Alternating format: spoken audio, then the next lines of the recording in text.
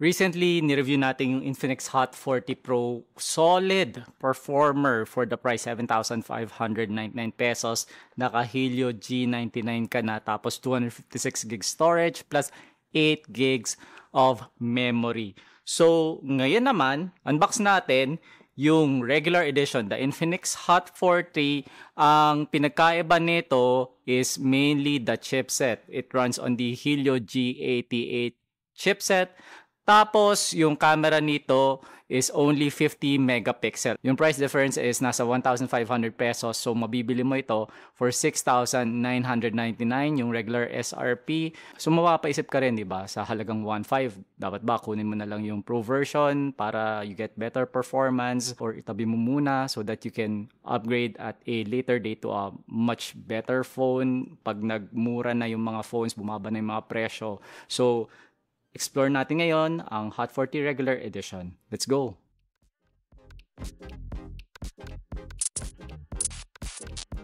Okay, so as you can see, ito yung Infinix Hot 40 retail unit. It's super sealed, bagong-bago, sariwang-sariwa, fresh na fresh, kahit yung kulay, di ba, nakaka-fresh. Green on green.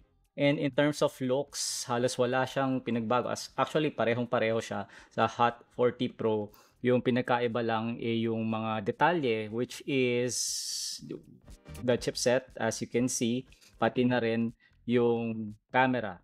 Okay? 108MP sa Pro, 50MP sa Hot 40 Regular Edition. Tawagin na lang natin Regular Edition. Tapos, yung refresh rate din, 120Hz versus 90Hz. Pero, yung specs, halos walang pinakaiba.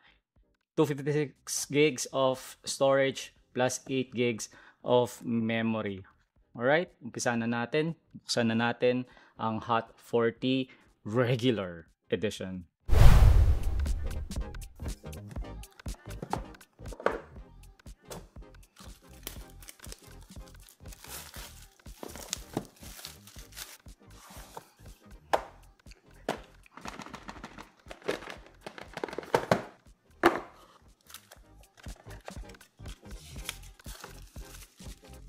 So just like the Hot 40 Pro, meron din kasamang silicone case yung Hot 40 Regular Edition, which is nice. And meron din siyang Free Fire branding.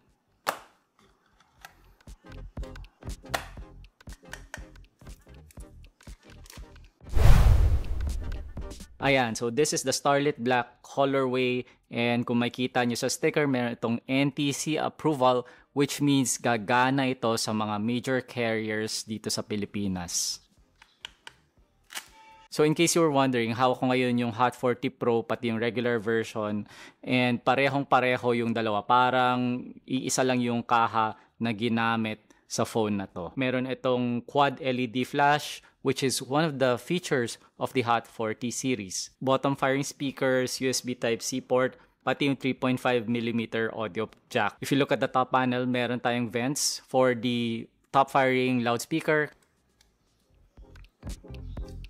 And as you can see, like the Pro Edition, it supports 2 nano-size SIM cards as well as a micro SD expansion card.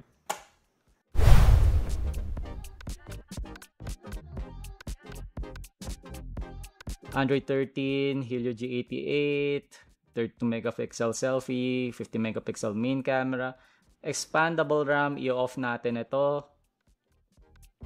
At syempre, nag-reboot siya. Merong 5 Free Fire themed wallpapers. Palitan nyo na lang kung ano yung pinaka-type nyo. Kung makikita nyo, pag nag-swipe tayo from the right, we're gonna call out the context menu. At ang purpose nito is to load certain applications in a multi-window. Ayan, halimbawa, may ginagawa ka sa background, tapos gusto mo mag-YouTube or mag-Instagram. So far, maganda yung performance ni Helio G88. Very smooth when operating, when opening and launching apps. So I'm looking at YouTube, and from what I'm seeing, yung highest resolution at frame rate na kaya nito is 1440p by 60 fps. Let's raise the volume at pakinggan natin kung gaano siya kalakas at gaano kaganda yung quality ng kanyang speakers.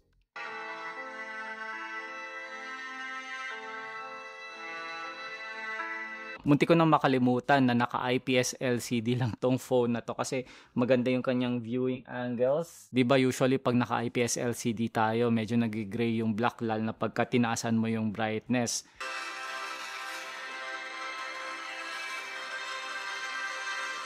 So yun yung sample playback natin sa Netflix at siguro kung napansin nyo I kept increasing the brightness kasi medyo nakukulangan ako lalo na may gamit tayong mga malalakas na ilaw dito sa studio. So ito yung playback specification sa Netflix and as you can see meron itong Widevine L1 certification which means we will be able to enjoy full HD versions of DRM protected content. Tapos, wala itong HDR capabilities. So, meron lang akong mga few observations sa camera. Number one, yung una kong hinanap dito is stabilization kasi yun yung nagustuhan natin dun sa Hot 40 Pro. Apparently, wala siya sa Hot 40 Regular Edition.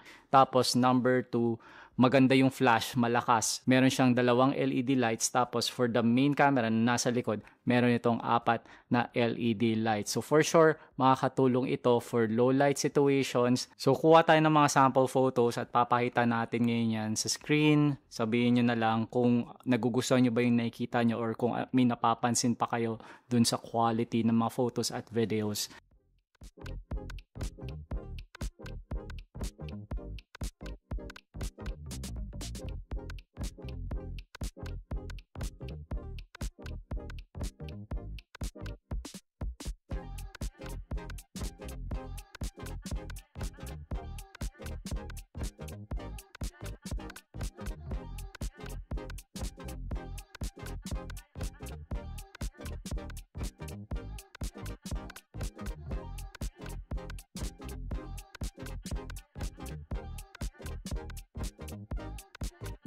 Free. Kasi naman, napaka-aggressive ni Transsion Group. Yung presyo ng mga phones nila. Like this one, this is only 6,099. Maganda yung Hot 40 Pro sa totoo lang. Pero yung Hot 40, kung nagtitipid ka, pwede na rin. There are just two things na kailangan ko i-point out na medyo nakukulangan ako. Number one, yung display panel, kung kikilatisin mo talaga, mapapansin mo na hindi ganon kaganda yung quality, hindi siya ganon ka-bright, at hindi ganon ka-even yung colors. Number two, yung performance. G88 was a very good chipset mga 2 years ago, pero it's already 2024 at medyo naluluma na siya.